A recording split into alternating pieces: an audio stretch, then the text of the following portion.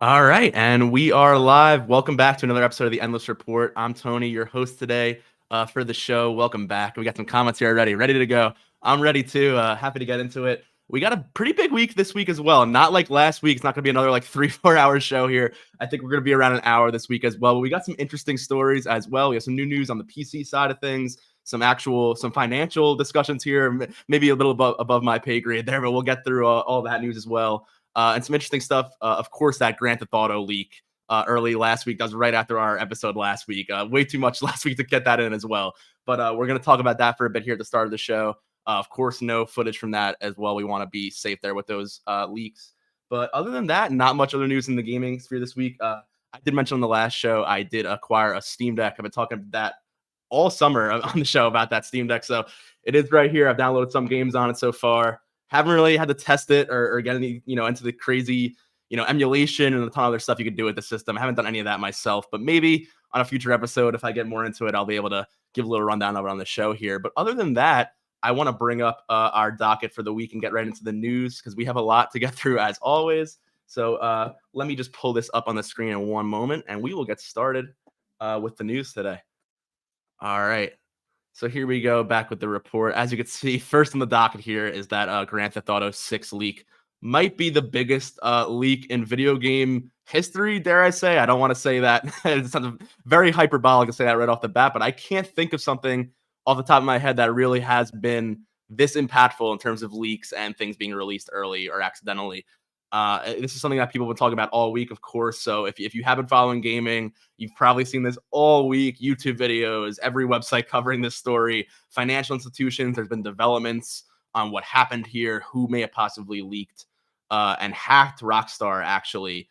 And we actually got some news later this morning that there was an arrest for a potential hacker in the UK that some people think may be related to the story and may be the person who perpetrated this hack. But before I get into all that, let me just summarize what happened for those of you who haven't seen the story this week. This was huge online. As you can see on screen, I'm obviously on Twitter here for Rockstar Games Twitter page. So before I get into what they said, because this is their response to the leak, I'm going to just briefly discuss what exactly happened there. And I have some notes here, make sure I cover all the steps. So I want to say this was last Friday night, Saturday night, very, very close after the last episode of the report. We got news via GTA forums, just a GTA forum site where fans of the game, post mods, discussions on GTA 5, what will be in GTA 6, etc. GTA forums have been around for a very long time. I think all the way past the GTA 3 and 4 days. At least I've seen back in the day people downloading mods from GTA forums, other things for GTA 4 and 5. But that being said, it's generally a forum site, a community for GTA fans, and one particular thread on that site went up on Friday night claiming that the person in question in the thread had leaked and hacked into Rockstar's main systems and had source code for both GTA 5 and GTA 6 that is now in development. People, of course, at first said this is that's baloney. No way you have Grand Theft Auto 6 source code. So I guess this hacker was discussing this within the forum. News got out, to other websites, Twitter, Facebook, YouTube, as more people started hearing about this. And this hacker did release over 90 videos. So I will say right off the bat, I did see some of these leaks. I'm not going to discuss exactly what was in them, just because I don't want to, again, bring any of that attention. These leaks are being taken down across the internet. This is not something that Rockstar wants out there. It's not something that if I was a developer at Rockstar, I would want people seeing. That being said, curiosity killed the cat. I couldn't help myself but look at it. As much as I feel bad for Rockstar here in the situation of this being leaked early in an unintentional way. And we'll talk about that more as we get into this response here. But that being said, these videos were leaked. We aren't sure the identity of the hacker, but the hacker themselves did claim that they were the ones that hacked Uber. Just last week, there was a major Uber hack into their systems, and this individual is claiming they hacked Uber, they have hacked Rockstar, and they were demanding some sort of money or some sort of ransom for this source code, which obviously is very illegal behavior. Was not going to be answered that way, whatsoever. And we did get a message here, as we see on screen, from Rockstar Games later that weekend. I believe this might have been Monday morning, actually, right in response, to what happened over the weekend here. So I'm going to read out quickly what Rockstar said in response. They said, "We recently suffered a network intrusion, which an unauthorized third party illegally accessed and downloaded confidential information from our systems, including early development footage for the next Grand Theft Auto." So they they're not denying it. They're confirming that is real footage. Again, I personally have seen it. If you have not, I don't want to, get into the leaks of the game. You can probably find some of this online still if you really wanted to dig yourself and get into it. But I will say, generally, if you've been following the Endless Report, we did talk about this earlier in the summer, I believe, Ben and I, about what we wanted to see out of the next Grand Theft Auto. We got some leaks about potentially having a Bonnie and Clyde type protagonist situation where there would be two main characters this time, a male and a female main character who are robbing banks together, and kind of, again, Bonnie and Clyde type inspired story. We did basically a confirmation of that. I will say in the footage, there are, confirmation of these protagonists. There are certain other elements like the animation work, the world, people have speculated it was going to be in Vice City, which, if you know, in the Grand Theft Auto universe, that's Miami in real life. That's pretty exciting to me. I went to college in Miami. I love the city of Miami, and to see that it's going to be the next Grand Theft Auto city will be pretty cool to see some familiar locations for myself, being in Miami. But other than that, I do think that, again, I don't want to speak too much on this. If you could tell, I'm kind of beating around the bush here. I don't want to get too deep into these leaks, but it is very exciting. I do think GTA 6 is well underway, maybe more so than we even thought compared to some of these other leaks. I'm going to take a quick sip of water here. We have a ton to get into. And yeah, I'm getting some question in the chat. How's it going, Kyle? Yeah, do we think it's going to get delayed? That's kind of the big question. The first thing people talked about when this did get leaked last weekend was there's so much data here. This hacker claims to have source code. And usually that'd be kind of an incredulous claim, but with all the videos they leaked, it seems very likely they may actually have a very extensive look into the back end or whatever they access there. So that claim of them having the source code does seem pretty accurate given all the other information they may have had. Then again, I don't know exactly how they had access to the systems, how Rockstar security, it works on their systems and on their engine, on the Rage engine. I don't know exactly anything how they structure their file systems and all of that. Of course not. But I do think these claims should be taken seriously for sure, because they definitely were compromised here. They were leaked. And I think, that's one of those things. Again, Kyle says here, the last game to have a breach like this and not delay was Battlefield 2042. 100%. Yeah, I'm trying to think of the last leak that was this bad, though. 2042's leak was, I would say, pretty substantial, but I wonder if they actually had the source code of the game itself. And if this hacker on this side of this story here actually exposed that source code. They were claiming they had it. They said they have the source code of GTA 5, which would be its own threat. GTA Online obviously is still the cash cow for Rockstar that it's always been, and GTA Online could go down if the source code was leaked like that. That's still an active problem. GTA Online is currently, the main, title out right now. So it's not just a future problem for delaying GTA 6. It could have implications on GTA 5 right now if this stuff does get accessed. Again, that being said, so far, there's been no delay here. I'm going to continue on the statement because I realized I didn't finish it. They said, at this time, we do not anticipate any disruption to our live game services, i.e. GTA Online, or any long-term effect on the development of our ongoing projects like GTA 6. So Rockstar's claiming it's not going to affect them. It's not going to delay anything. The big concern online was if this code was leaked, if certain things were leaked, they would have to rewrite or maybe re-engineer complete parts of the game to make sure that they weren't exposed to further hacks and compromises in the future once this game released. Again, that being said, maybe they had to change some of their development. I don't know. These are great questions, guys. Thank you so much for it's going to be so much to talk about here. I don't know if they'll have to change development. Like I said, I think this is one of those things we have to wait and see. They're claiming here, as you see on screen, that they're not going to be affected. They're locking it down. They've got the source code secure. That's going to be the extent of the leak as far as what we saw this last weekend. I hope that's the case. I really, really very much do hope, because I do not want to see this game delayed anymore. We've been waiting for this game literally almost a decade now. Everybody knows that. People have been clamoring for a sequel to GTA 5. And don't get me wrong, I am on that boat too. I think it's been well overdue that we get a sequel to GTA 5. I'm absolutely agreeing with that. That being said, I'm not too pessimistic or like, let's go Rockstar. I'm willing to wait until this game is perfect, because after Red Dead Redemption 2, what they've done there with the dialogue, the animation work, some of the interactivity, I won't say much, again, I won't say much else about these leaks, but you could see the inspiration there. This reminds me of, I think, like when Naughty Dog did The Last of Us, when they moved on from the Uncharted series to The Last of Us. Not to knock on Uncharted, I love Uncharted as well, but The Last of Us was obviously a very serious tone shift, much more heavier, visceral gameplay in some cases. And when they went back to Uncharted 4, you saw that the studio, just being fresh off the Last of Us series, put a lot of that inspiration in the Uncharted games. And Uncharted 4, while not being as bombastic and as maybe tongue-in-cheek as the last games, had a little more serious tone, but it had a lot more of this really in-depth gameplay in these animation moments that you could tell were heavily inspired by the evolution they had in the Last of Us series. So all I'll say is when I watched these GTA 6 leaks, I did think about what happened in Red Dead 2. You do see certain things like the weapon carrying system of having weapon on your shoulder or in your holster, and you can't just have 17 weapons in a weapon wheel all on you at once. There were certain things that they seem to be bringing from Red Dead 2, the dialogue options evolving off of what GTA 5 had with that simple one button click.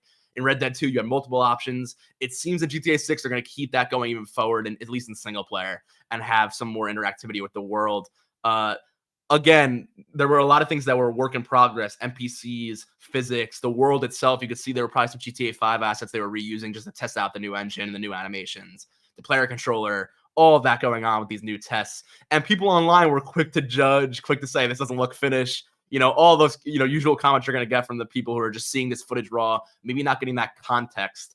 And just to give some more context on this, we do believe that this leaked footage was about 3 years old. People were saying this was a build that this hacker, I should say, accessed from about late 2019, give or take there, around 2019. So again, we're already 3 years past this point in development of the footage I'm speaking on. And the footage I did see, I think looked incredible, especially for an in-progress build. And a lot of people online were, quick to judge, like I said, but I think people didn't have the context there. This is a very rough, in context build, in progress build, excuse me. And this was also 3-4 years old. So we're well past this point in development. And this game seems like it's going to be close to being announced. I didn't know exactly when to say that. We did say on the show a few times what we predicted, 2024, 2025. I actually am joining the club now, which I really wouldn't have earlier, maybe even earlier this year, that this game could be announced late this year, maybe even early 2023. I would not be shocked. When I look back at GTA 5, it was announced about a year before its eventual release in 2013. I believe we got a trailer, I want to say mid-summer, late, early fall 2012, and then we got the game in September of 2013. I don't see that as being well out of left field here, that we get a 2024, early 2025 release and get a trailer or some sort of talk about it even sooner now, especially considering the leak. Rockstar knows that most of their fan base have seen some sort of screenshot or footage of this game. The hype is even, tenfold now with people asking to see more because of that. This is, of course, not the way they wanted this to happen. It's very detrimental to all the people who have been working so hard on this game. And that being said, you saw a lot of negativity surrounding that. You saw the Take-Two stock price plummet, which I do think, at least to me, is a little bit silly. I think it's a bit reactionary. Again, I'm not an economist. I don't know anything about the market to be making a comment on that, an educated comment. But I do think people are jumping ship on their stock, and worry this is a big negative for Rockstar.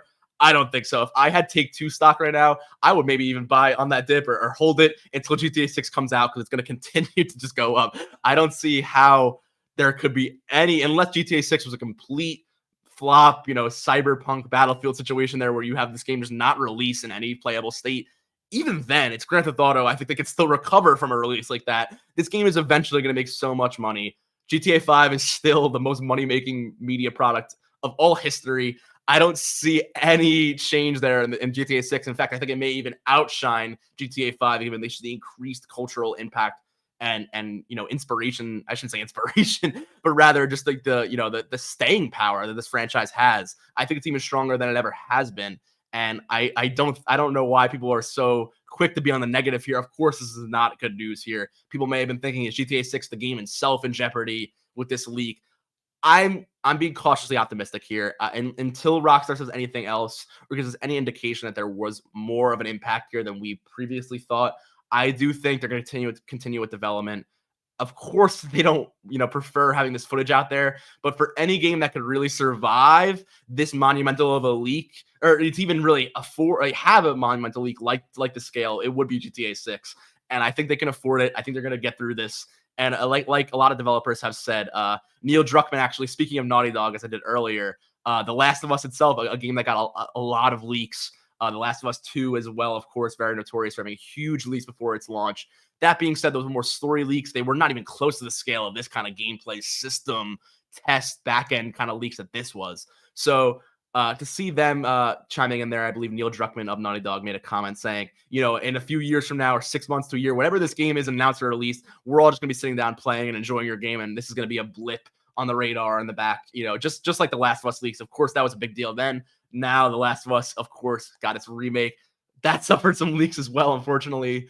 That being said, that franchise has a lot of bad luck with these events, but that franchise is still very strong, very well loved, and those games released incredible. So I stand with what those developers are saying there, and I think it's great too. I saw across the Twitter space a lot of developers, from other games. I believe I saw Control, Uncharted, a few really really big titles where developers were posting their in progress work and saying, "Here's the gray box of this level. Here's what this looked like unfinished." And think about how great this game looked when it came out, maybe 6 months or even a year, short times later. But this in development footage shows that you can't expect the game to look completely polished. In fact, art and lighting, a lot of things, a lot of times the last or some of the last things that happen when gameplay of a certain level is really being pinned down. That the gray box is what comes first there. If you've been watching our endless streams here, you would know some about gray boxing, of course. But yeah, I think for GTA 5 to be looking like that in that state 3 years ago, I'm just super, super excited and optimistic of what's to come. I think it's going to be great. And again, I could talk about this all day. People have been talking about this literally all week since this dropped earlier this week. So there's a lot of questions. Again, a lot up in the air. Will this affect development? Rockstar is telling us here in this message it will not. And I do want to. I will say the rest of what they said here because I do think it is important. They said we are extremely disappointed to have any details of our next game shared with you all in this way. Our work on the next Grand Theft Auto game will continue as planned, and we remain as committed as ever to delivering an experience to you, our players, that truly exceeds your expectations. We will update everyone again soon. Okay, so like we heard something January this year that Grand Theft Auto 6 was in development. They confirmed it. They said maybe we would hear soon. Again, it's the end of the year. They didn't want it to be this way with a leak, especially of this scale. But here they do say again, with this leak, with this even more public interest on it, public image on it, we are going to see this game soon in a more official way. And I am inclined to believe that, especially given, that they want to take back control of the marketing here that unfortunately has been started, without their intention. Then again, we will look forward to that. And they said we want to thank everyone for their ongoing support throughout the situation, the Rockstar Games team. So, our support goes out to, everyone who's working on this game that had to, deal with this. It really stinks to see, so much hard work and effort gets put into this, and to see, this have to be leaked online and have to deal with all this negative backlash, regardless of, again, I don't think it's going to hurt GTA 6 at all, but just having to deal with this at all is really unfortunate. And I hope that, everyone who's worked so hard in this game is going to be able to see all that payoff once they officially reveal it and get that going in an official manner. But I digress. I am going to move on here to our next story. We have a few more interesting stories this week. Unfortunately, we have more hacks and leaks. I hate to say it, but very shortly after the GTA 5 leak, we got news that gameplay for Diablo 4, you can see here, they even said it in the headline, joins GTA 6 in the leak as early footage leaks online. This was earlier, I believe, actually on the same day or so that Rockstar released their message after the GTA 6 leak. Unfortunate for Diablo 4 here as well, but a little more fortunate, I will say, if I can say that. And I'll actually, real briefly, I will move our ticker down here so I get this story going. Make sure I get that right there. So you can see we have our Infinity logo on the correct story. I almost forgot there. But we do see here that Diablo 4, again, there has been a reveal already. We did even cover it on the show. There was gameplay shown already earlier this summer. So not saying this isn't unfortunate. Again, any hack or leak like this is not great for any game's marketing or development. That being said, I think this is not like GTA 6 where it was an unprecedented, huge, data mining or leak with those concerns. And it's also not as shocking and as spoilery, I guess, or spoiling as that leak, because we have seen prior footage of this game. It's not out of left field, but this just gives us a lot of extended gameplay. I believe it was about 38 minutes. So it was around over 30 minutes of just extended Diablo 4 footage with no developer commentary, no tailored experience, just raw footage of the game. That being said, I believe, people are still excited for this game when it doesn't release. I don't think this is going to negatively impact it as much as the GTA 6 leak. I just do think it was interesting to note. We had a lot. This is a very active issue with these hacks and leaks these days, unfortunately, with everything going on with delays, with studios changing the way they announce games, the way they develop games. It's unfortunate that on top of all of that, things like work from home and things like just extended and really impressive. I should maybe not impressive is the right word, but really comprehensive hacks and leaks and things that could be compromised these days. It's just unfortunate that a lot of these situations fall into place with all these variables. But that being said, it is unfortunately something we have to be vigilant on. All of these leaks and hacks. Again, I digress here. There's not much else to say on this leak other than, hopefully this doesn't negatively impact Diablo 4 too much. I don't think it's going to be too much of a negative impact. In fact, it may even be positive for people who are just looking forward to playing this game and wanted to get a little more, unfiltered view of how the builds work and how the gameplay functions. So they haven't released any statements on this themselves, Blizzard. I'm not sure if they've secured, how this leak got out, but I believe it was someone internal who just leaked footage. I don't think it was as detrimental of a internal systems hack like that GTA 6 hack was. That being said, that's about it for the Diablo 4 hack. We got more hacks here as well. I do want to bring that up. Give me one moment as I transition here to our next story. This one actually involves 2K. And let me see if I can grab my little infinity symbol, and we'll bring that down to the next article, and we'll get that started. All right, so I got that down here, and let me just pull that up real quickly. But this one is unfortunately a little more intense than the Diablo 4 hack. This one was not any particular 2K game. This was not NBA 2K. This was not anything, any specific system, but rather the entirety of 2K's user system. So this is not good for anybody, including me or probably anyone else who has made an account on any 2K game. They reported that someone had hacked into their systems and was actually sending out emails to customers saying, "Hey, this is 2K. We've had issues with your account, or we need to reset your password. Please reset your password here." But it was a fake phishing email, not even from a fake source, but rather from an internal 2K, email address that was able to be compromised and sent out this message. So unfortunately, if you did get that message this weekend, if that happened, I would, they recommend, as 2K recommends, going in, resetting any passwords. This is unfortunately one of those leaks where the company doesn't, really, I wouldn't say doesn't know to the extent, but pretty much knows to an extent that everything may be compromised. So really just reset all your personal passwords. This is not just EA or any of their games. This is every user who, has been exposed to the EA system. This is really unfortunate. But again, we have seen hacks like this for many companies in the past, not just in gaming, but across the net. It is unfortunate, but again, hopefully those of us who were exposed to this can get everything reset and hopefully nothing too detrimental went down there. But that being said, that is about it for that leak as well. I'm not sure if 2K has released any further statements after this customer support message, but again, not much else positive you can say as 2K on that situation. But then again, we hope that that gets worked out and that everybody is able to stay safe and get all their things back secure and not compromised. But again, that's about it for that story. We're going pretty quickly through these hacks here, but I did think it was noteworthy that two other notable, video game publisher hacks, game hacks did happen right after the GTA 6 one. That was obviously the most high profile in the news. So I thought I would cover those as well. But as you can see next on the docket, I'm going to start getting into that as well. We have some very interesting news about another Marvel game. So bear with me now as I pull this screen up as well. We did talk about this on the show. I believe briefly last week and the week before, actually, if I'm not mistaken, before those Marvel Disney showcases. But as we see here, this is directly from Electronic Arts, that Marvel Entertainment and EA Motive Studio are teaming up for an all-new Iron Man game. This is basically exactly what we thought it would be: single-player, third-person action, Iron Man gameplay flying through the sky. I'm thinking of games like Anthem, a game that was very much not a success, but had that kind of gameplay where when that game came out, a lot of people were saying this could totally be the basis for a kind of Iron Man game with this flying mech type gameplay and combat. We don't know exactly any time frame on this, exactly how early they are in development. It does sound pretty early in development though, but this is being developed at the Montreal-based Motive Studio under EA. I believe it is single player as well, as I said. So I'm assuming it's going to be very story-based. We did get news here that the team is being led by Olivier Proul. I hope I'm pronouncing that right, who has experience on Guardians of the Galaxy with Square Enix, as well as Ian Fraser and Mélène Lumineau and JF Poirier at the studio. Again, I hope I'm pronouncing their names right, but they're all industry veterans working on this game.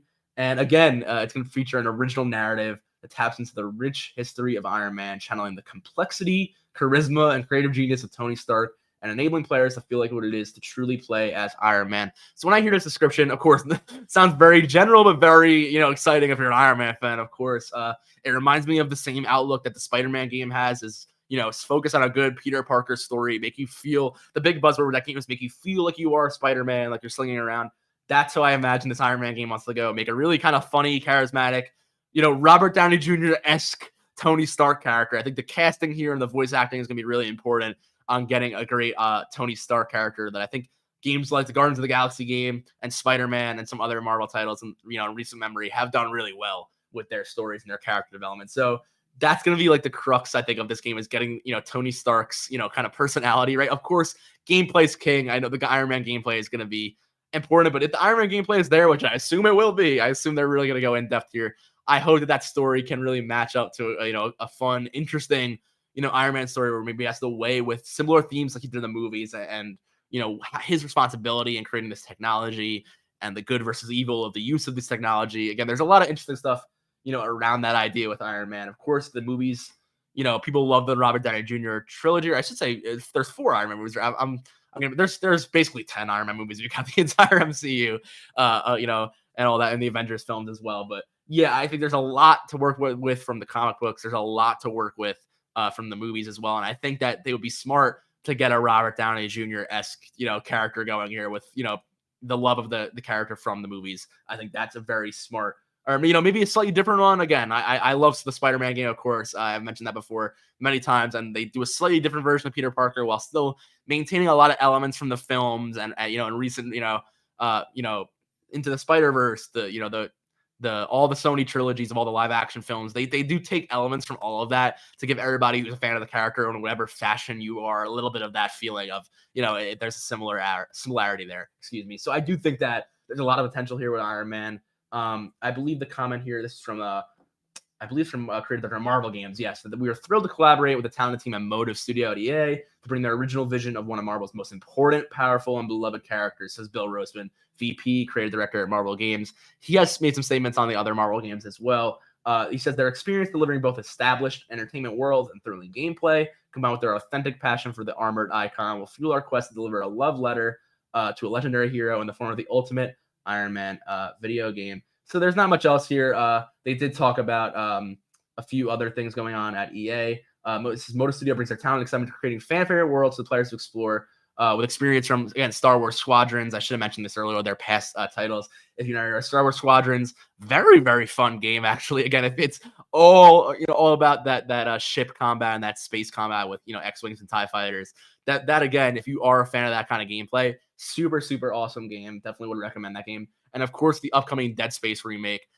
Can't comment on that too much yet, of course. We have seen a lot of gameplay of the Callisto Protocol here in the channel from the original Dead Space creator. We talked about how those two games are kind of going head to head early 2023. It's going to be kind of interesting there. But the Dead Space remake also looks very, very good. So I think, it's fresh to say that this game is probably, or I should say, safe to say this game is in, really some, new, really creative, fresh developers' hands here. They made some really cool, awesome new projects. I think it's going to be really awesome to see what they do next. And again, this confirms, at least for me, that with that Dead Space remake coming out, this is in very, very early development. This is their next project on the docket here, but a very good one. I know I see some friends of mine here commenting on the show.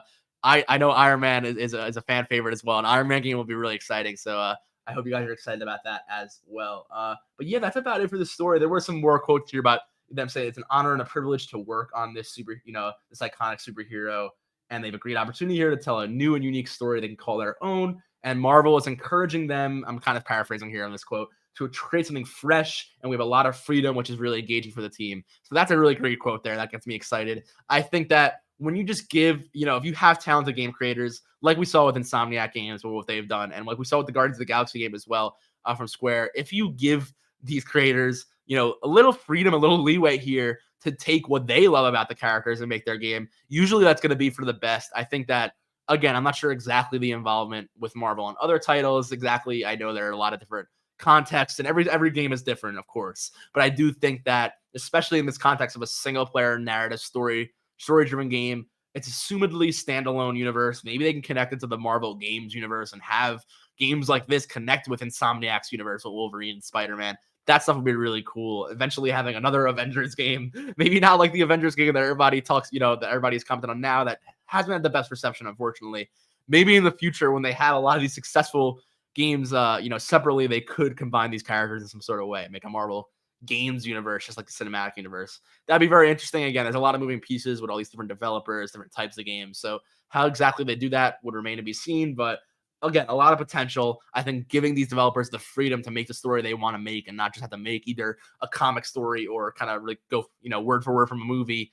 Not that was ever the intention that they would be doing that, but it's good to hear that it seems like this is a very much standalone project, and it's going to lead to the strengths of the video game, format. I think when you're making a game from the ground up here with a character, you really have the opportunity to think what's exciting about this character, what's exciting about the feeling of embodying the character. If I'm Iron Man, if I'm in the suit, what's exciting about that, and what's challenging, being that person. What's going to be the story beats, in the personal relationships, in the in the political, implications of the technology. Again, like I said, with the Iron Man suits and the weaponry and all of that, there's a lot to go off of there. I could talk all day about all this stuff, but again, very exciting, very cool announcement to hear about the Iron Man game coming from EA Motive.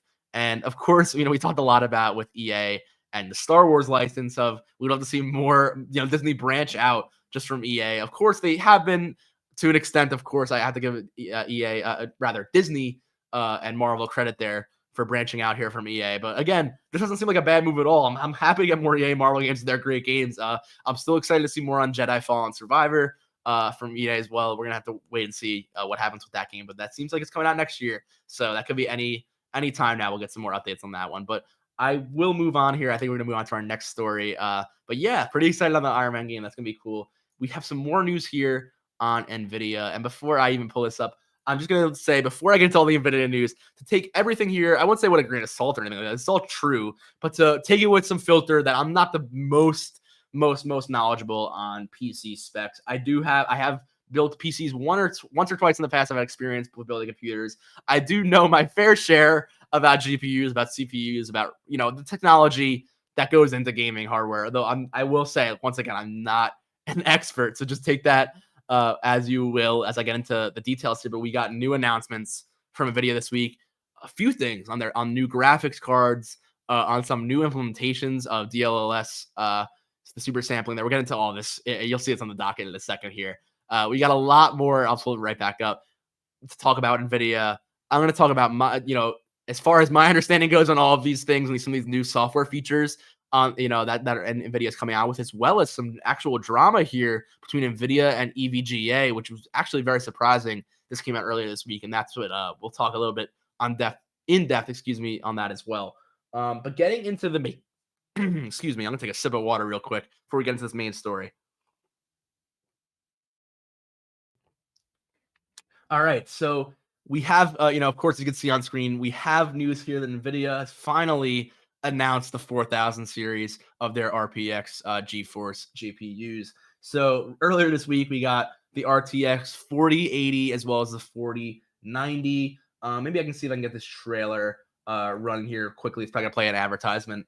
Of course, these Wendy's commercials playing once again. We'll let that run for a second. But before I even get into that video, we do see these graphics cards are coming out with a lot of performance power, a lot of requirements for your system to even run this power, and also a very, very, very hefty price tag to go alongside it, where I don't think a lot of people, unfortunately, are going to be upgrading here anytime soon. But I do want to play this trailer here. You can see, of course, the world's most advanced GPU architecture of all, so far. That sounds to be correct. Again, we're going to have to wait on AMD here because AMD's in a very unique spot where they're going to be coming up with their next series, and maybe even we'll be able to undercut here with prices. There's a lot going on with NVIDIA here. I'm getting ahead of myself, but there's a lot going on with them in terms of their pricing, in terms of their deals with people, with manufacturers like EVGA, where and the changing of the GPU market itself, where this kind of bubble of the prices being so inflated is kind of crashing here. We see a transition happening where, again, these specs are incredible. A lot of people to even get these cards, though, would have to probably get a new PC, motherboard, a few, some new things to even be compatible with this card. Again, that may go above my expertise there when it comes to exactly the compatibility issues with this card. But I know there are a lot of compatibility issues with some old architectures that would need to be updated to work with these new systems. That being said, the 4080 here comes in two configurations: the 12 gigabyte version, which is going to probably be the average version that most people buy, and the 16 gigabyte version, which is much more expensive. I believe the 12 gigabyte, here we go, is $900, and the 16 gigabyte is $1,200. So not very cheap at all. But they said it's at least 2 to 4 times faster than the 3080 Ti, which is a current beast on the market right now. If you don't have a 3090, which again requires a lot for that to run as well. We did see here that deep learning super sampling, DLSS in short 3 was announced. And I'm not too much of an expert on DLSS here. I have had some experience as well with AMD's alternative FSR 2.0. Both of these technologies really, and again, if you're a PC expert here, you may be, not liking the way I say it. So again, just take this with a grain of salt. This is a non-PC expert here's layman's term analogy. So I think this analogy, pretty much works. Essentially what these it's not even an analogy. These are upscaling techniques here, essentially taking lower resolution, outputs, being able to upscale them with AI technology to get what essentially will give you better image quality and better frame rate on a system that may not be able to run the game at those, at native resolution. You can see here their full this kind of chart here of the stages of RTX. The first generation, I believe it's the 2000 series and the 2080. We saw that first generation, and we saw DLS 1.0. Then on the last generation there with the second gen RTX, we had DLS 2.0. A lot. Again, I'm not the biggest expert in a lot of these other technologies here, so take that as you will. But here we do on this chart, we see the latest evolution of RTX with real-time path tracing, DLSS3, which I've talked about, and a lot more. Again, we're going to talk more about the RTX features that are on the new third generation RTX, which are really exciting here. So I think this is the end of this article, but I'm going to continue on here, and I believe I put a separate docket for this on the report here, so I'm going to bring that up briefly as I move this over here on my side screen. We're going to get into that and the next article. So as I pull up this next article here, as you can see, I'm actually going to play a trailer real quickly. We got some more news from this conference after they revealed the cards, and they were talking a bit more about this technology and a bit more about the future of ray tracing technology. And this kind of caught me by surprise. This was Portal RTX. So we did see here as I play this on screen. Again, I'm not going to play any sound here, just so you guys can focus on the visuals as I talk over this.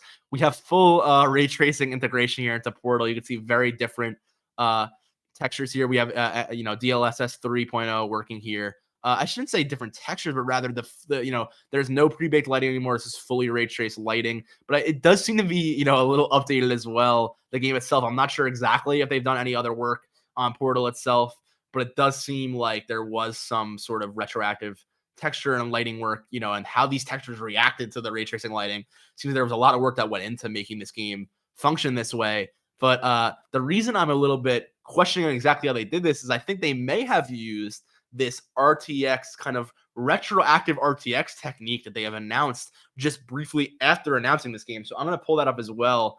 I believe this is all, this is on the same docket here as well. So we don't need a separate article here, but what they showed afterwards was the ability with these new technologies to remaster. They're calling this RTX Remix. This is something I saw earlier this week. This really, took me by surprise. They showed Morrowind of all games have how to use this technology. They showed this working on Elder Scrolls 3 Morrowind, and I'll let it speak for itself really here. I don't even really want to say anything because I want to let this trailer run. Again, of course, you can see original Morrowind here from Bethesda. We have RTX off and RTX on. So what they are doing here is not only just adding, because you can't just add RTX lighting. And again, you probably can hear as I talk here, I'm not an expert on exactly how this works, but they're actually showing you during this trailer here, sort of, in a kind of rough, graph of how exactly they're doing this. But essentially, this enables modders or anyone who wants to really rework on a game, developers themselves really, to go into this RTX Remix application, take the original assets of the game, whatever that will be, textures, I'm assuming it's mostly textures and the messages themselves.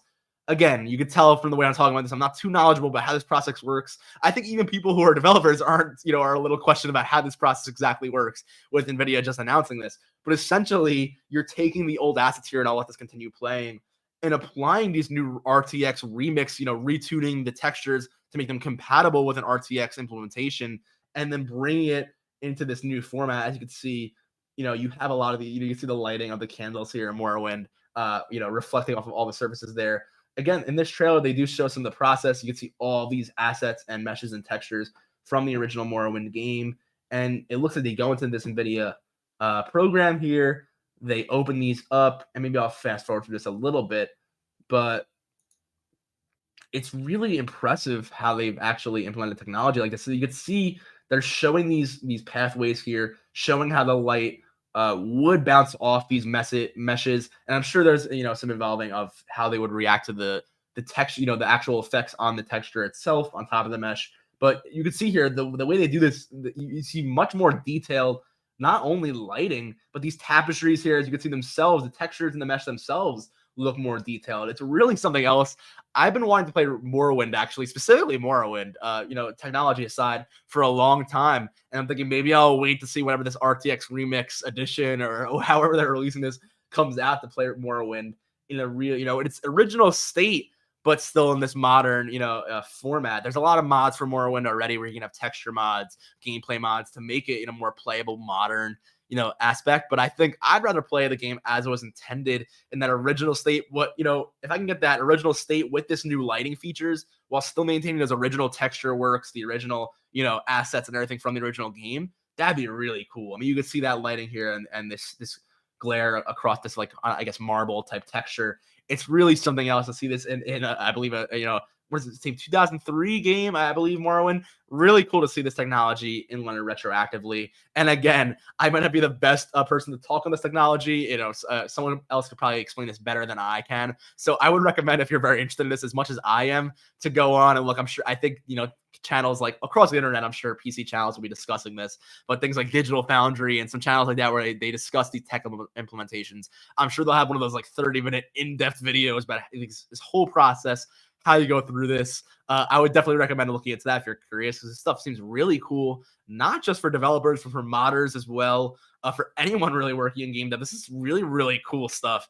The implementations and the implications, rather, I should say, for this are really wide scale, and I'm almost not even wrapping my head around yet how huge this could be for the idea of remastering and retexturing old games. It would make this maybe a very much easier process, and you would see a lot more of classic games being remastered for a modern context. Here we go again. They're showing again how they did it with Portal RTX to create this new version. But yeah, this technology is really interesting.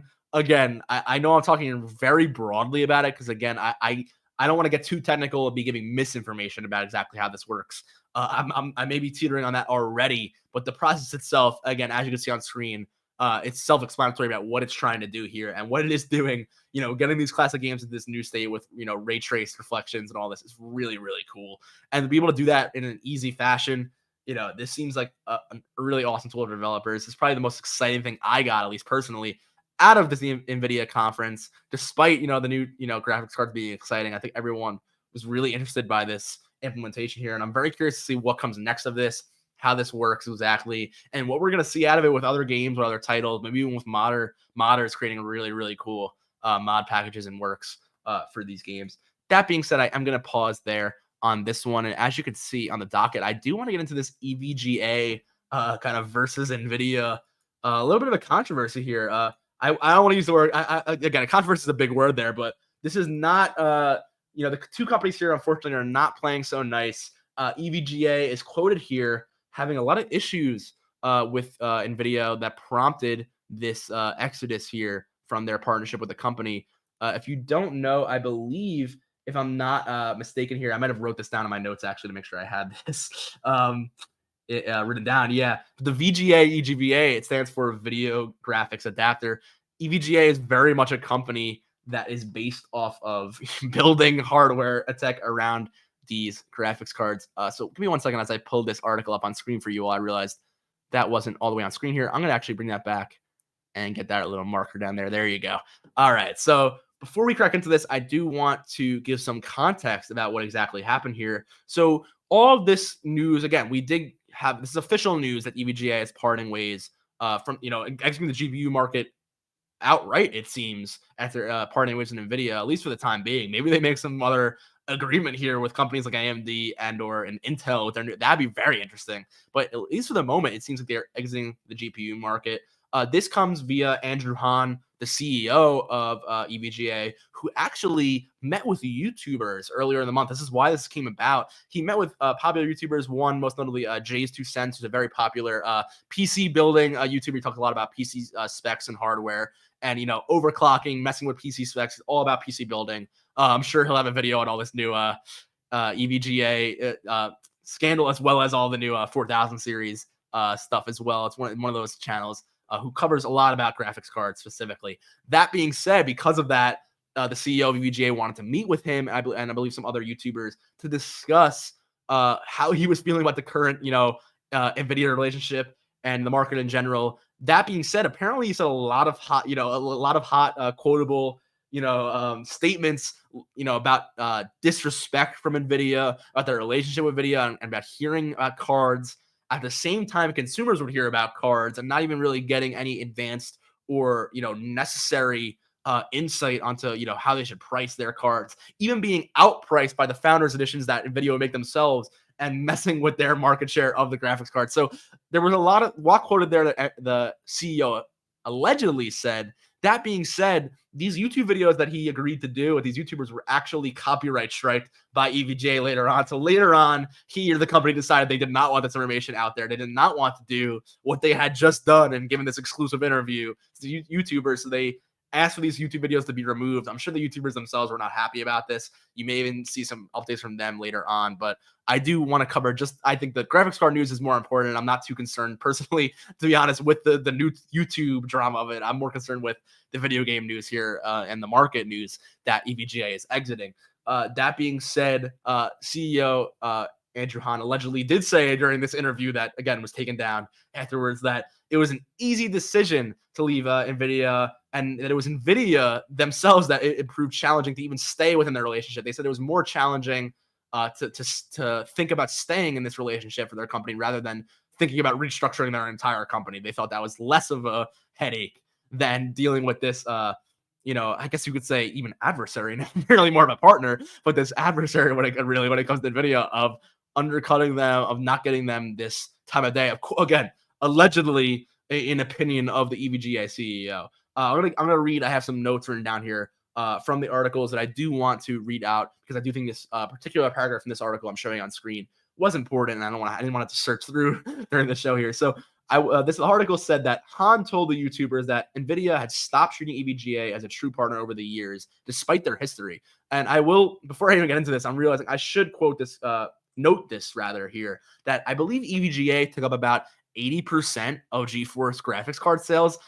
Most people who's familiar with the GeForce graphics card series knows that EVGA is a major player, but I didn't know that. They take up at least 80% of the market of GeForce graphics card purchases, which is a huge margin. And that entire margin is going to the wayside now, as I believe they may have worked with NVIDIA on developing some 4000 series cards, but they were not going to be released. So it ends here with the 3000 series. I believe maybe they have some other involvement here. There was notes in this article that they did work with NVIDIA up until very recently to be involved with these releases, but they decided, because of this was the final straw, they are not working with them any longer. But I digress. I'll get back into this quote from the article that, as I said, Han told the YouTubers NVIDIA had stopped treating EVGA as a true partner over the years. NVIDIA had allegedly stopped informing EVGA about new product announcements and important information, such as suggested retail pricing and availability. So not even telling them that there's stock of these GPUs and what they should price them before they even get the GPU to develop on. That's kind of, that's very, unfortunate when that's their main business. That left add-in board partners like EVGA to find out details about the latest products on stage at the same time as we all did, as I said earlier. So in the conference, like I showed just on the screen here, these trailers for these new graphics cards, that apparently would have been the first time that EVGA would have known exactly what they were doing with the 4000 series. So that's why they said this time we don't even want to deal with it. We're done. We're not being involved here. Furthermore, NVIDIA's first-party Founders Editions, as I said earlier, were undercutting the prices of counterparts of not just from other partners, but EVGA, their main partner, as well as everyone else that sells, NVIDIA graphics cards, to forcing them to mark down their prices and maybe take losses sometimes because of the unexpected turn of the price there. They have said here that while the company EVGA has dabbled in other peripherals and components, like most notably power supplies, things like PCU, they have a few PCUs on the market, but it's estimated, again, this was the big quote that I got ahead of myself here, that 80% of their own revenue comes from the NVIDIA GPU sales. So I want to clarify there. I may have misspoke there. 80% of EVGA's revenue comes from selling these NVIDIA GPUs. So I might have said the opposite there previously. I want to apologize for that mistake there. This was 80% of EVGA's entire company's profit is a deal that they just, signed out of. That they just said eventually, we're not doing this anymore. So you're basically saying that over, 3/4 of your business, you're quitting. So the big question here is, what is next for EVGA? Do they jump into the PC peripheral space and start developing other, PC parts? Do they jump into another marketing deal? That maybe makes more sense to me, although it doesn't seem like the most popular move right now, at least what I've seen in these articles and what I've seen from the comments from the CEO here. But I wonder, why not look into developing on other architecture? Maybe they are so used to working on that NVIDIA's architecture. I'm not sure how. I'm sure that would be a significant change for them, but maybe not as significant as just ending their entire GPU revenue stream. I don't know. It's a very big move and shakeup for the PC space. If you're a PC gamer who's followed any PC spec updates the past decade or so, maybe even more, and EVGA exiting the market is a very significant moment. I'm not exactly sure what happens next year, but for EVGA themselves, they definitely need to come up with something fast, because that is most of their revenue stream going to the wayside here. Of course, they're going to still be making profit off of their older cards, and they did say in collaboration, I believe NVIDIA released a statement as well, a very brief statement, basically just saying, yeah, we'll continue to support each other on the 3000 series and everything that came before, but as of now, we are parting ways on future developments. So again, quite a mouthful there from me as someone who doesn't know a ton about the inner workings here of the PC space, or exactly the implications here. But I do know that these implications are huge for the future of the GPU market. So we're gonna, it remains to be seen exactly how this shakes up the GPU market, how EVGA themselves maintains their company going forward, what the future is for them. But who knows? It really remains to be seen there, and that's a really interesting development there in the PC space. But we're gonna take a breath here, and then I think we're gonna move on to EA once again, as you see on the docket in a moment.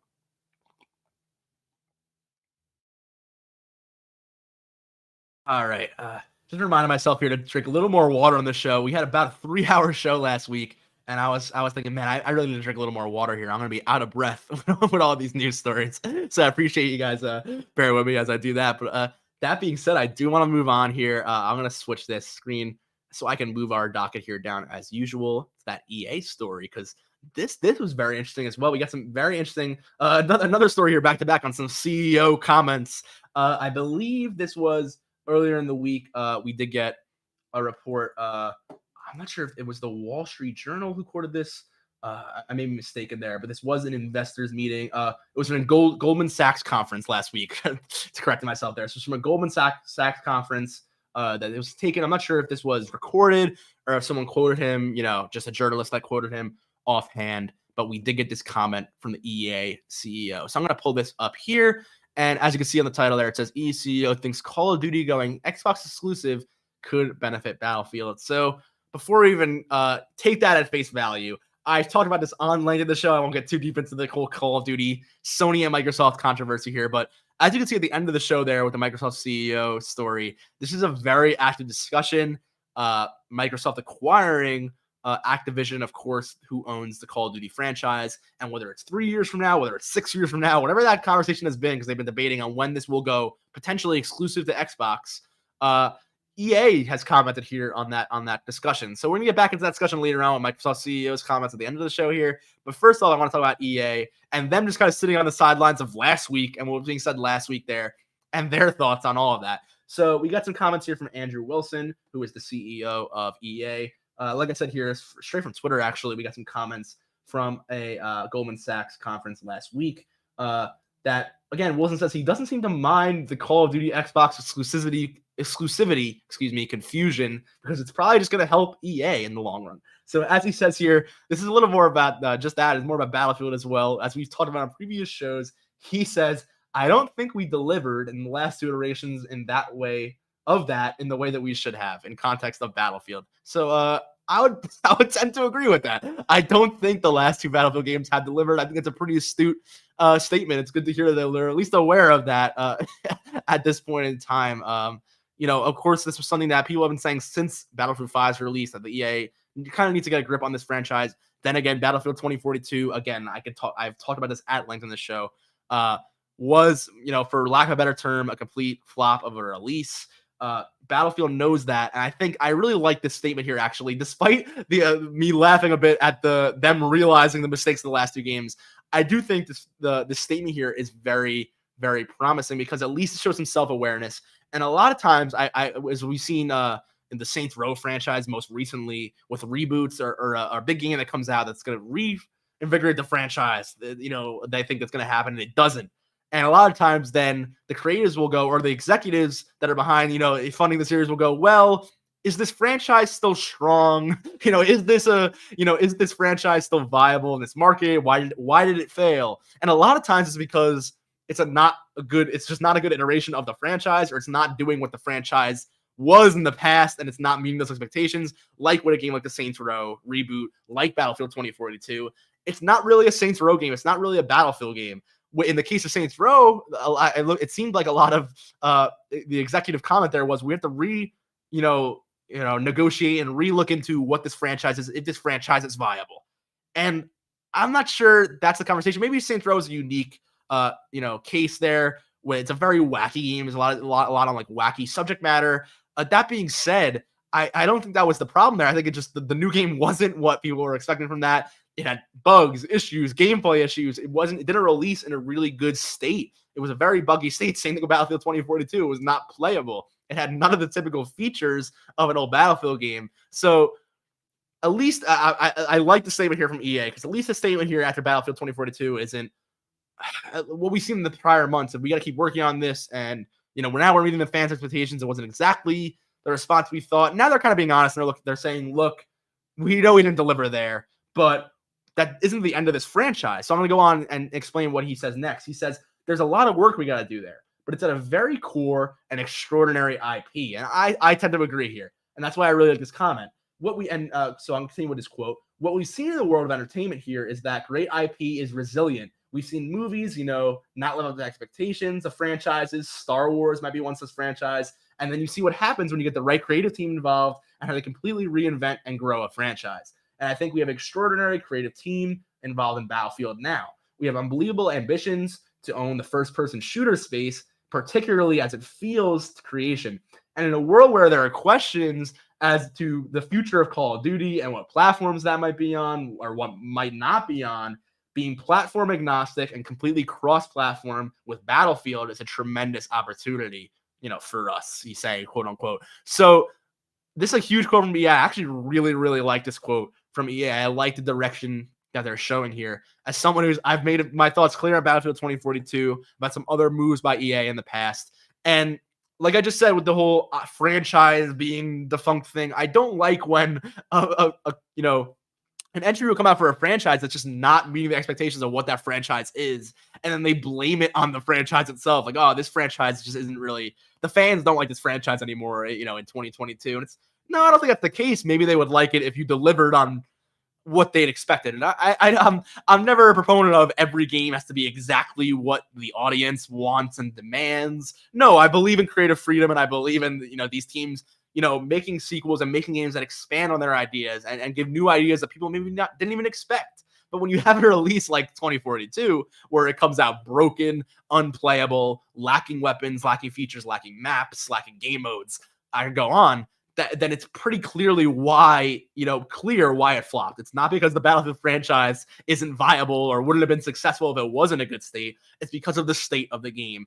And I'm happy that they're at least acknowledging that. They understand that. They're not talking about, reinvesting or changing, abandoning franchises because of a flop like this. They're acknowledging it, and they're looking into investing into better, options here for developing this franchise in the long run, and not looking into just trying to put it into a live service, kind of pigeonholing it into something it isn't already. So I love the statement here. I think it's kind of funny. He does bring up Star Wars, but people were not too happy with certain, movies, shows. What will you with Star Wars? Like, I probably go, people are not happy with everything that Star Wars as it seems these days. Happy or not, there's always going to be some sort of opinions on the internet. It's always fortunately an issue with Star Wars. That being said, there are this comment here is true. There, when you create things that are maybe narratively not sound and things like that, there's always opportunities to come back. It's not about I think a Star Wars movie not being the most successful, of the trilogies doesn't mean that lightsabers aren't,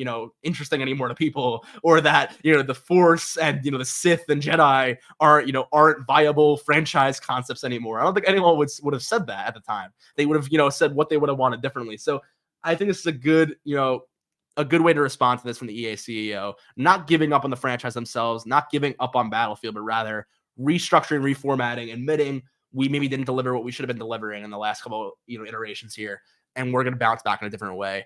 I really like it. That's probably as much as I could say about it. I think it's a good move for them. I don't know, again, what's next with 2042, what we're looking at there. Next year, do we hear anything about Battlefield? I'm sure by the end of next year, we'll hear something, whether it's a new game, a new expansion.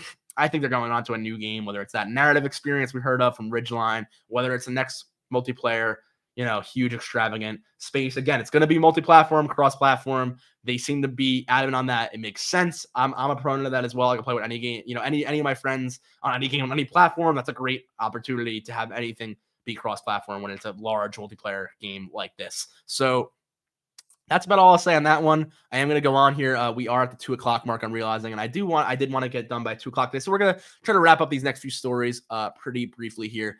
That being said, I am going to move on here. That's the end of the quote there. I'm excited for what's next with EA and Battlefield. It seems like they're doing a lot of good stuff. We had the Iron Man news for them this week. We had that news, positive Battlefield news. I'm hoping the future of EA looks pretty bright. It sounds good to me. So I'm going to take a sip of water here as we move on to our next story in a moment. It's going to be something interesting I wasn't expecting this week. Another story from Tencent. So give me one moment as I pull that up. Take a sip of water here.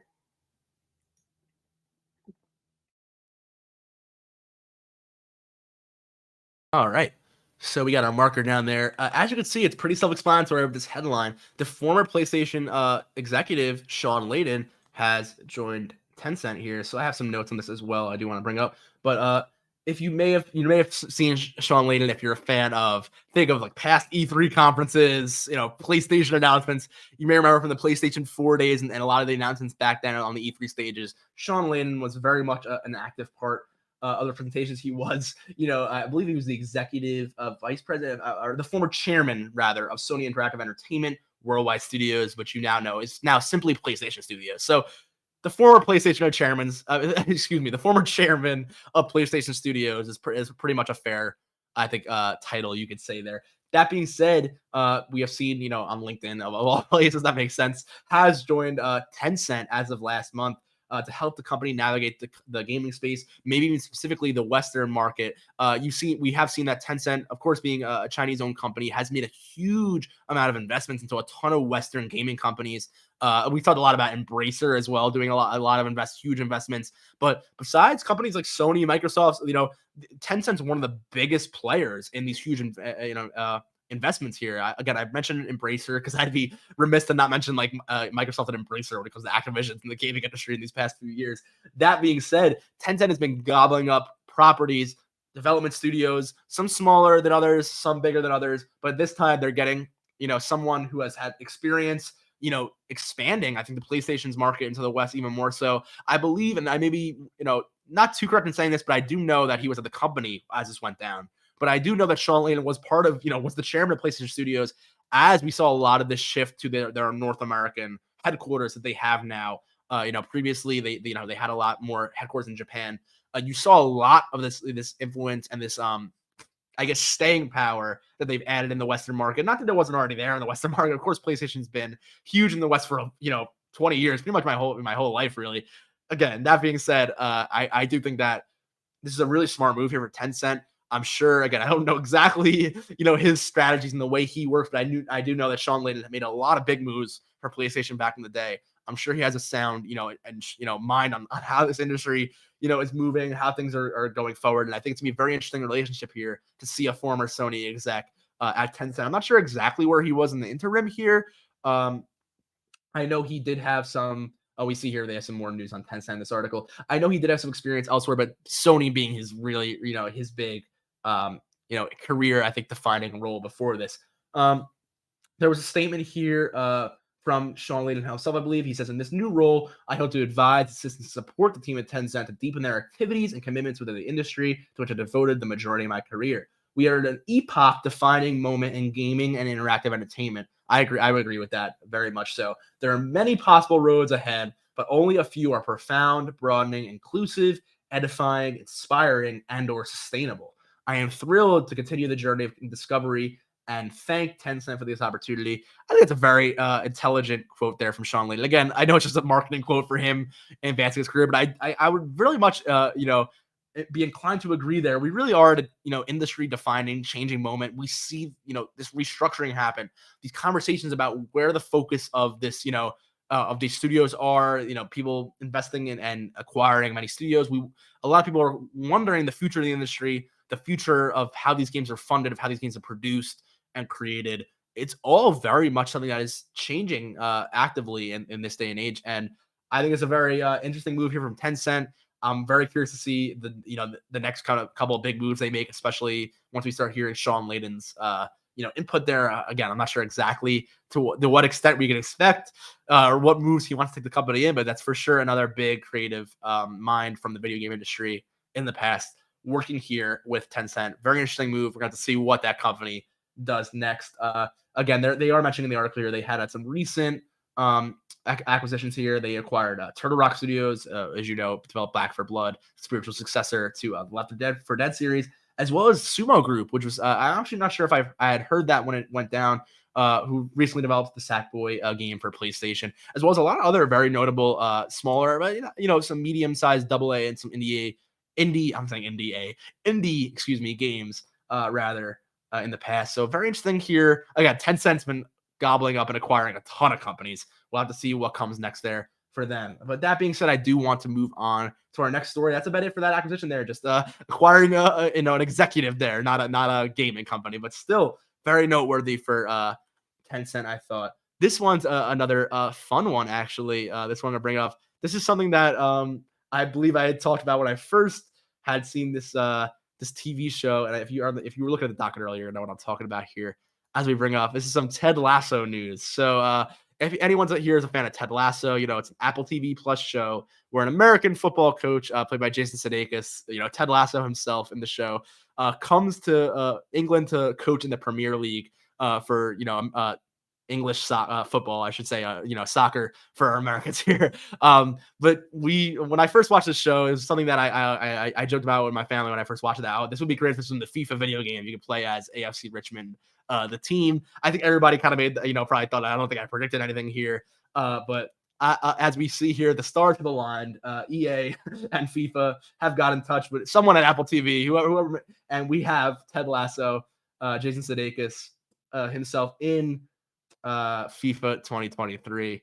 So we see, unfortunately, I don't know the sound here. These are some characters from the show commenting on the character of Ted Lasso and his charisma. And that's Roy Kent, as you know from the show, if you're a fan of Ted Lasso. I would recommend watching this trailer if you're a Ted Lasso fan. Really funny.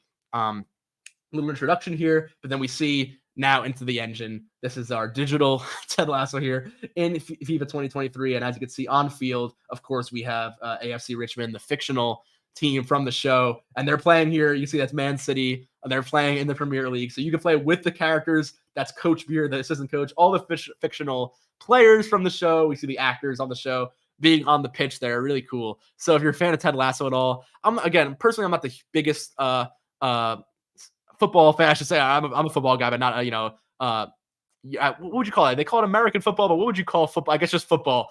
But I'm an American, so I would say soccer. I'm not the biggest soccer guy personally. That being said, I love Ted Lasso. I think it's a great show. It's all about the sportsmanship, doing the right thing. It has a lot of great message on that show, and I think it's just a really fun show as well. Really cool to see that here in FIFA 2023. That being said, that's really briefly of that announcement. I just thought it was a fun little DLC announcement for them. I believe it is included. I don't think you have to pay extra for that DLC, but I think it is going to be included at launch in the game. So really cool. Nice little announcement for FIFA 2023 there. And just a side note, but is notable on that game is that it is what, like we said on past episodes, the last FIFA game For the time for now, for the time being, of traditional EA Sports FIFA titles that have been coming out for, again, another game title that's coming out as long as I can remember, is coming to a close this year. We're gonna see next year. I believe it'll be EA Sports Football Club, EA Sports FC 24. We'll remain to be seen exactly how they title that and exactly how they show off that cover. Where the FIFA license will go next remains to be seen as well. But we talked a bit about, as you see, Man City playing AFC Richmond in that trailer. The Premier League is inclined to stay with EA Sports. Most, I would say, major soccer leagues are sticking with the traditional FIFA game, despite the title it's going to have. I think EA Sports is going to maintain, excuse me, most of what it's had in the past. That being said, I do want to bring it down. We have some more news here on the docket. We're at the second to last story here, guys. Almost done. We have another trailer from PSVR. I did want to play this briefly because there's no new information in this trailer. Just one of those Sony kind of cool animations, get you excited. There's all these particle effects and them showing off the haptic feedbacks and the eye tracking features. I talked about all this on the show previously, so I'm not going to get into the PSVR specs today once again. But there was one notable piece of news that came with this, and I thought I would report on this and just show the trailer in the background as I spoke on it, which is that it will not be backwards compatible with PSVR. So if you have any PSVR games from the original PSVR on PS4, a few most notable ones were the Walking Dead game, Resident Evil. There were the Astro Bots Playroom, I believe. Maybe different. Thinking of a different Astrobot game, but that was the PS5 exclusive. But there were it's Astrobot's Rescue Mission. There it is. Okay, I knew it was somewhere. I am on my train of thought there. But that being said, all of those games are not going to be compatible with the new system. It's not going to work with any of those. Just the way it's actually using VR technology here. I believe the original PSVR was actually on a very unique system and settings. It was actually much harder to develop for and to report to. Very similar to the PS3 situation where you had that cell architecture in the processor.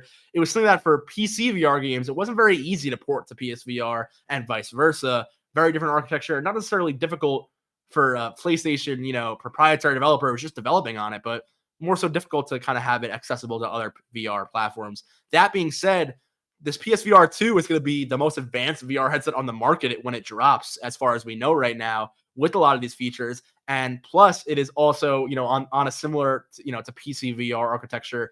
They're saying it's going to be very easy to port PC games to this, and they still can port some PSVR 1 games to this as well. Then again, it might be a slightly different and maybe more tenuous process there. I'm not exactly sure. I haven't developed on PSVR myself. I couldn't tell you, but I do know it's a little bit different. That being said, there is no backwards compatibility. So if you do want some of those games, and we've already heard news that some PSVR developers from the original headset are working on porting their games over as we speak.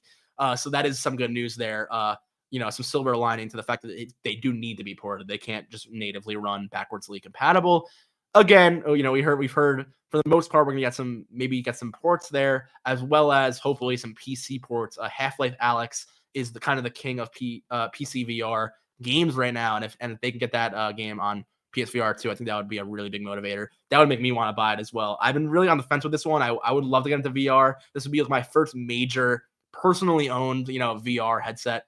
Other than I believe I had one of those cardboard, back in the day when you get the cool cardboard first came out, and there were a few devices where you could put a phone in and do some VR features. It was kind of gimmicky. Using ones was a roller coaster animation, I think it was. I thought it was kind of cool, but nothing like gaming VR and the systems we have hooked up to PCs and the PSVR 2 is really gonna be the first one for me if I do make the jump and purchase one. I am thinking about it. Again, I don't have much more to show on screen here. I could probably just replay this trailer really briefly as we finish up our thoughts here on PSVR. But yeah, it remains to be seen. Again, if there's no backwards compatibility, then you better be giving us the game. So I'm excited for PSVR. I have no negatives on its development here and what we're seeing through it. You saw some more gameplay there from the game we did show earlier in the week. I believe last week's show on Firewall, or 2 weeks ago rather. But again, that being said, we're going to need more games like this. That's going to really be the selling point for this console is the games, especially with VR. Where there's not gonna be a lot of multi-plat stuff that I'm gonna want to be like, oh well, the games will be there. No Man's Sky is a big third-party game that I'm excited about. I haven't played No Man's Sky in a while, but I do love that game. Being able to explore planets, being a spaceship like that in VR could be really, really cool.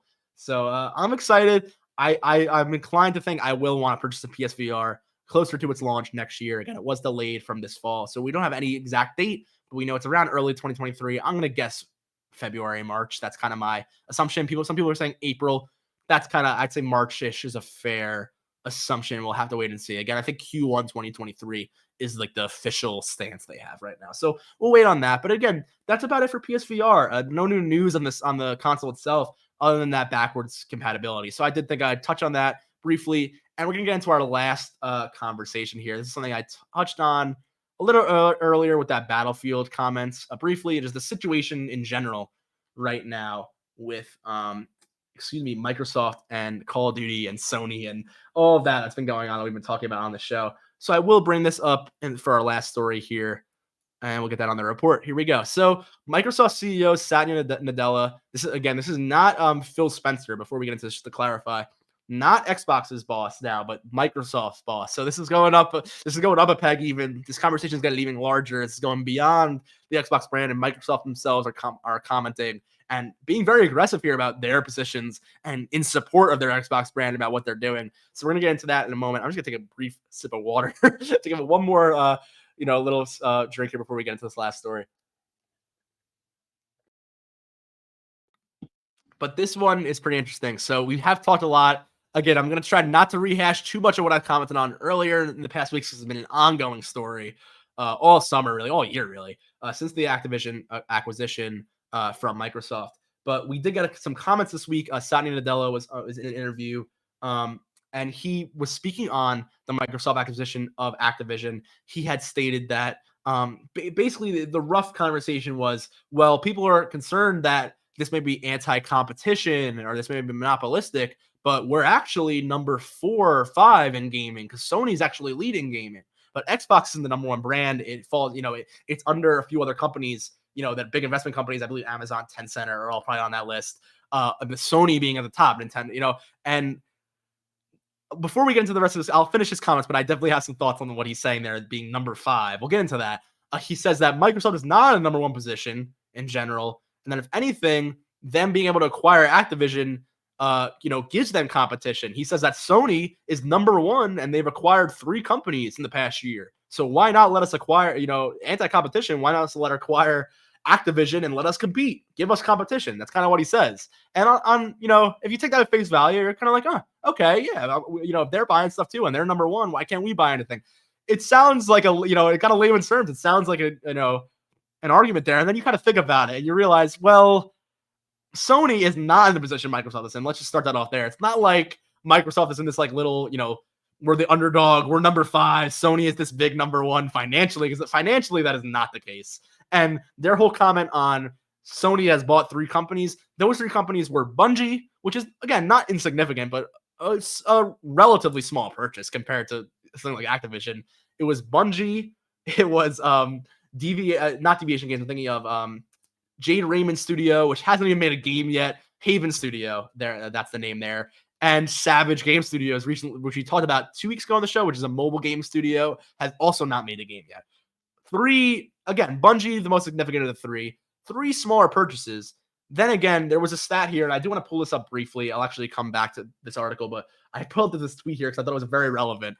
This is Daniel Amati, who tweets a lot about these acquisitions and a lot about the financial implications of the gaming industry a lot. And he has stated that the key difference in this case is that the top 10 video game acquisitions of all time, so this is excluding Microsoft acquiring Activision, adds up than less than the value of this deal. So 10 acquisitions, the biggest 10 acquisitions of all time combined, including those 3 from Sony that they just mentioned, which aren't even, I don't think, in the top 10 priced acquisitions. The top 10 acquisitions of all time, that's including Microsoft acquisition of ZeniMax earlier on, the Bethesda acquisition, which is a whole other topic on top of this comment, and the Mojang and Activision's acquisition of King earlier this year, which is huge, multi-billion-dollar deal there. Including those 2, all 10 of the top 10 acquisitions of all time don't even add up to how expensive and how monumental this Activision deal was for Microsoft. So for Satya Nadella to say that, hey, well, Sony's number 1 and they just had 3 acquisitions, so what's wrong with us doing this? What they've just done is buy a piece of the market that is bigger than anyone else has ever in the history of the entire video game market in general. They have taken such a huge stake here that no other acquisition, the top 10 acquisitions of all time don't even add up close to add up to how big this Activision acquisition was. So I don't think Microsoft's comments here are really in the best taste. I will say I'm not gonna be too harsh here, but I do think going back to what he said, Sony, the number one player, Sony Group Corp, has made several recent acquisitions. So if this is about competition, let's have competition. If anything, Sony's acquisitions were reactionary to that initial Activision deal. I don't know why he said it like that was what they did first. They did do that well after this Activision deal has been in talks for a very long time now already. After the Bethesda deal from a few years prior, which was already the biggest acquisition at that time. We didn't think Activision, this Activision deal would ever happen or outshadow that. At the time, the $6 billion deal, I think it was, on Bethesda was the biggest thing we ever heard. So to comment on Sony playing, having recent acquisitions that they just gobbled up giant publishing companies. It's kind of funny almost that he would even say that. He then says again that Sony Group is number one in the market.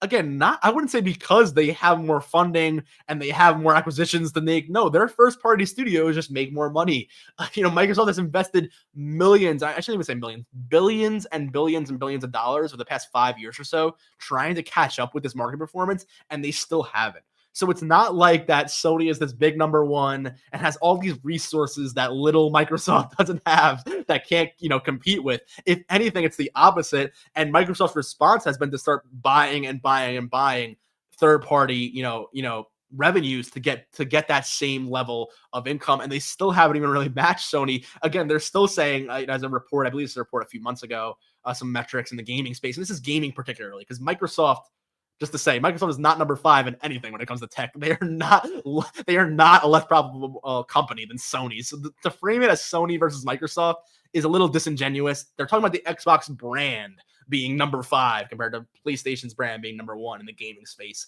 Microsoft as a company is well beyond any of those other companies, I believe. Their market share is gigantic in tech and just the general market. So again, they're kind of playing this like false underdog, kind of statement when they really don't have the right to be speaking in that context, at least in my opinion. That's just the way I see it. But again, I believe there's a few more comments in this article, but he didn't really say much other than if it's about competition, let us have competition. It's kind of ironic. The only reason they're being investigated is because of this being maybe an unfair, over competitive move that would leave no competition for other companies and would leave companies like Sony, who are leading the space because of their solo efforts, primarily their first party games has really been their bread and butter, are now going to have to compete with every other effort and things like Call of Duty, which make the franchise and keep the franchise afloat, with having general sales being taken away because the entire third-party market is being gobbled up.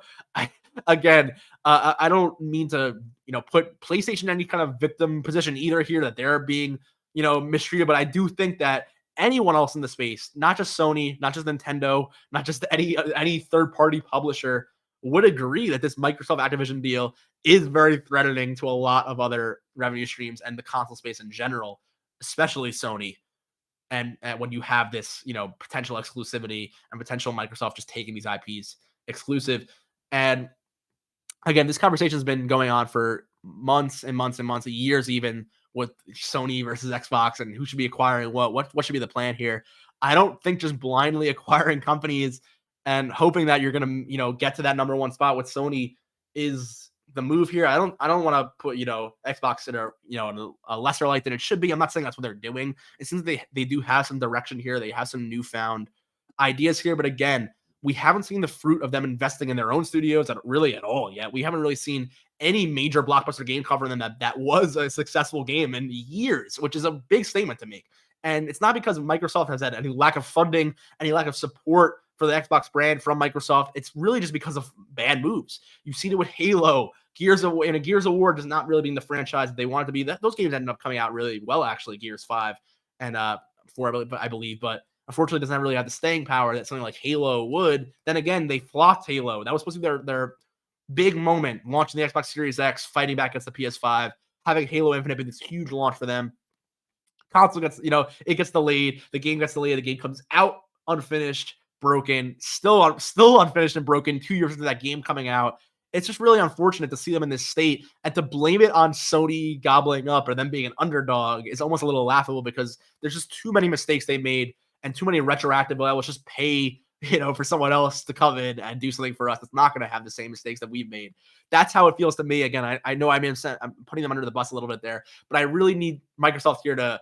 I'm an Xbox gamer. I love Xbox games. I love Bethesda games. I've been playing Call of Duty. I'm looking forward to Starfield and the future of Bethesda and everything there, Arcane games, everything they're doing there. So I'm not anti-Xbox here at all. I really hope that they can kind of get a grasp on what exactly they're doing here with these acquisitions and really focus in on what their strategy is. We've seen Game Pass, cloud, everything be developed, but who wants that cloud? Who wants Game Pass if it's just this library of games that, again, they're not coming out with anything new. And no offense to the Game Pass, but I always thought the PlayStation Plus wasn't going to really match up to it. Now, as someone who has a PlayStation 5, I'm thinking, why would I ever want Game Pass when I can get a lot of the same games on demand for free that are a lot of third-party popular games, and also get a lot of single-player, or I should say first-party Sony games for free as well. Not every single one, the new ones, but most. And I think Xbox has that same idea, but they don't have, all they have is like Halo and Flight Simulator and Forza. They don't have Spider-Man, Uncharted, The Last of Us, God of War, some of these really heavy hitters that are like console sellers. They're going to have Call of Duty, and that's one answer to just say, hey, we'll just buy the biggest game in the world. That's always the biggest title every year. We're just going to buy that game, and eventually we'll make it exclusive. But for right now, or at least for the next 3 to 6 years, that's still in Sony's wheelhouse as well. So like Xbox really needs a short-term plan here. I've been saying this since I think the Xbox One days. They really, really need a short-term plan here to get on the same level as Sony. That being said, I digress here. We're getting to the 2:30 mark here on the show. I think I'm going to end the show here with the hour and a half mark. That's most of my comments there on what Microsoft said. Again, it's an ongoing story.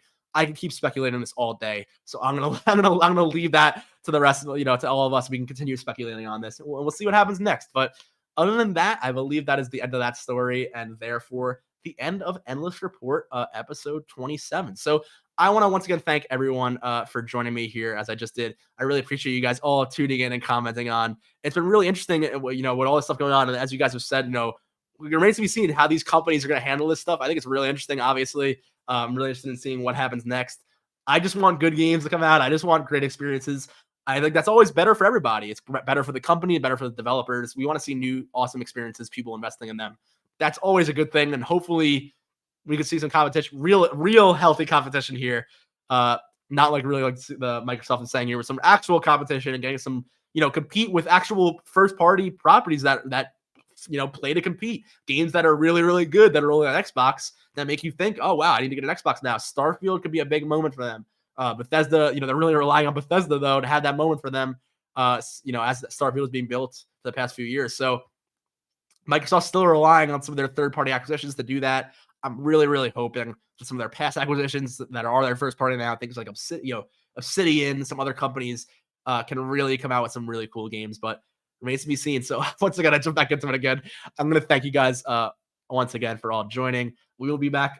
We won't be back next week, actually. I will not be here next Friday. So stay tuned for episode 28. It's probably going to be the next following Friday, I believe October 6th, 7th, whatever that is. I'll be back here on the report, and we'll probably have a little bit of an extended episode again, because I'll be covering the last week and a half or so, 2 weeks of news at that point. So maybe I will, we'll see how much we can get covered in the next show. But that's about it for me, guys.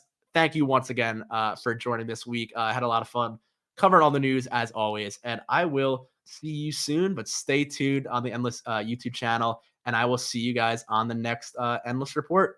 All right. I'm going to find that thank you screen. Here we go. All right. Thanks, guys. Take care.